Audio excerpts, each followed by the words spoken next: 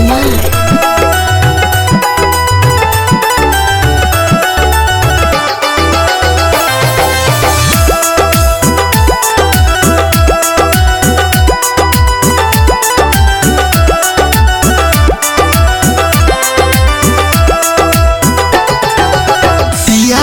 करई के बेरी बेरी फोन हो। अच्छा? जब हम पहुँचे सुन कौन हो। ऐसा बात बा। याद करई के बेरी बेरी फोन हो। ठीक बा। जब हम पहुँचे सुन कौन हो।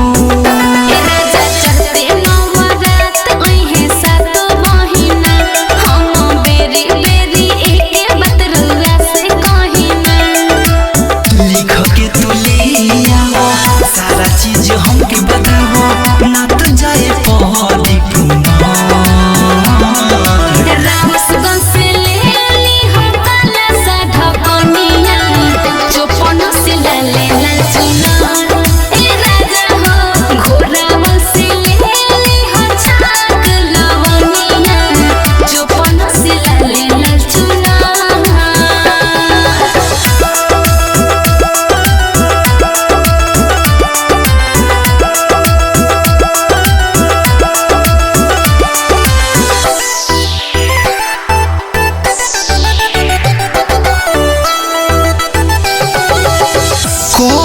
शैलेश प्रेमी जानी कर देर हो।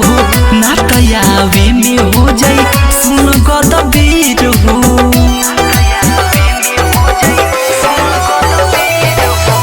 कहे शैलेश प्रेमी जानी कर देर हो।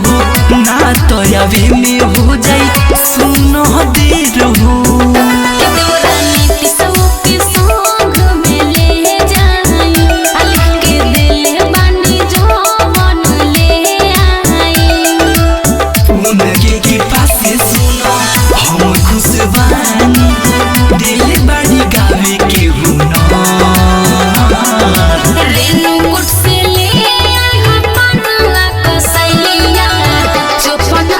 ले ला चुना।